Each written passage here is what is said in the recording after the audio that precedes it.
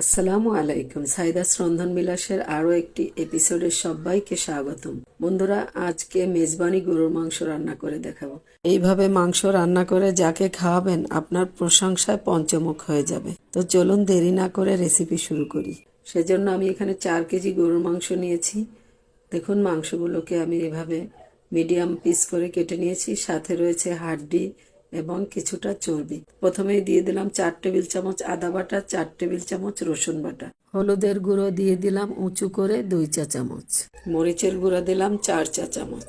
2 চা চামচ ধনিয়ার গুঁড়া, 2 চা চামচ জিরার গুঁড়া, 4 চা চামচ লবণ, সমান করে 1 কাপ পেঁয়াজ বেরেস্তা আগে থেকেই করে রেখেছিলাম। উঁচু করে 1 কাপ বড় বড় ফালি করা পেঁয়াজ বেরেস্তার তেল দিলাম হাফ কাপ, সরিষার তেল দিলাম হাফ কাপ, দিয়ে দিলাম বাদাম বাটা। এটা আমি চীনা বাদাম বাটা দিয়েছি হাফ কাপের একটু বেশি। তেজপাতা, দারচিনি, সাদা এলাচ, এগুলো এখন দিয়ে ভালোভাবে একটু মাখিয়ে নেব।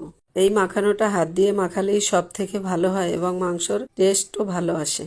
তো বন্ধুরা, এটা মাখিয়ে আপনারা 20 মিনিটের মতো রেস্টে রেখে দিলে আরো ভালো হয়।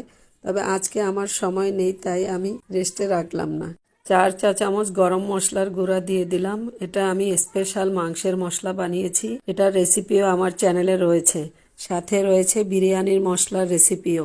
গরম মশলাটাকে দিয়ে ভালোভাবে আবারও মিক্সড করে তারপরে ঢাকনা দিয়ে রেখেছিলাম, চুলা ধরিয়ে দিয়েছিলাম। এখন ঢাকনা খুলে আবারও একটু নাড়িয়ে চেড়ে মিক্সড করে দিচ্ছি। দেখুন, কিছুটা পানি বেরিয়ে আসছে। এখন এভাবে একটু নাড়িয়ে চাড়িয়ে ঝোল এবং মশলার সাথে মাংসটাকে আবারও একটু মিশিয়ে দিলাম। ঢাকনা দিয়ে রাখবো বেশ কিছুক্ষণ ঢাকনা দেওয়ার পরে দেখুন আরও পর্যাপ্ত পরিমাণে পানি বেরিয়েছে এবং মাংসটা নাড়তেছি, মনে হচ্ছে কিছুটা সফট হয়ে আসছে। তো বন্ধুরা, এভাবেই ঢাকনা দিয়ে এবং ঢাকনা খুলে বারবার মাংসটাকে কষাতে হবে। যেহেতু এখানে বাদাম বাটা দিয়েছি, তা না হলে হাঁড়ির নিচে লেগে যেতে পারে। যে কোনো রান্নার ক্ষেত্রেই হাঁড়ির নিচে লেগে গেলে কিন্তু যে আসল স্বাদ সেটা কিন্তু আর থাকে না। বন্ধুরা, এখন আমি ভালোভাবে কষিয়ে নিচ্ছি। দেখতেই পাচ্ছেন বারবারই ঢাকনা দিচ্ছি, আবার একটু পরে পরে কষিয়ে নিচ্ছি। আমি একটু চেক করে দেখেছি লবণ একটু কম হয়েছে, আমি আরো 1 চা চামচ লবণ দিয়ে দিলাম। এখন আরো একটু ভালোভাবে কষিয়ে, এখন আর ঢাকনা দেব না, যেহেতু এখন আর তেমন ঝোল অবশিষ্ট নেই। ঢাকনা দিয়ে কষালে তাহলে এখন পুড়ে যাওয়ার সম্ভাবনা বেশি। আমি একদম ফুটন্ত গরম পানি এখন দিয়ে দিলাম। কষানো হয়ে যাওয়ার পরে দেখতেই পাচ্ছেন ঢাকনা দিয়ে প্রায় আমি 25 মিনিটের মতো মিডিয়াম লো আছে মাংসটাকে রান্না করেছি। কিন্তু আমার মাংসটা প্রায় রান্না হয়ে গেছে বন্ধুরা। তো এখন আপনাদেরকে পরিবেশন করে দেখাবো যে কতটা টেস্টি এবং ইয়াম্মি হয়েছে আমার মেজবানি মাংসটা রান্না। আপনারা এইভাবে যদি বেশি করে মাংস, এমনকি কোরবানির মাংস আপনারা এভাবে রান্না করতে পারেন।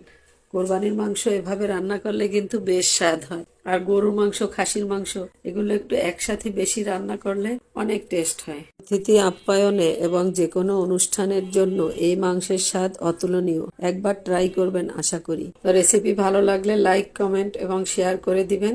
আজ বিদায় নিচ্ছি। আল্লাহ হাফেজ।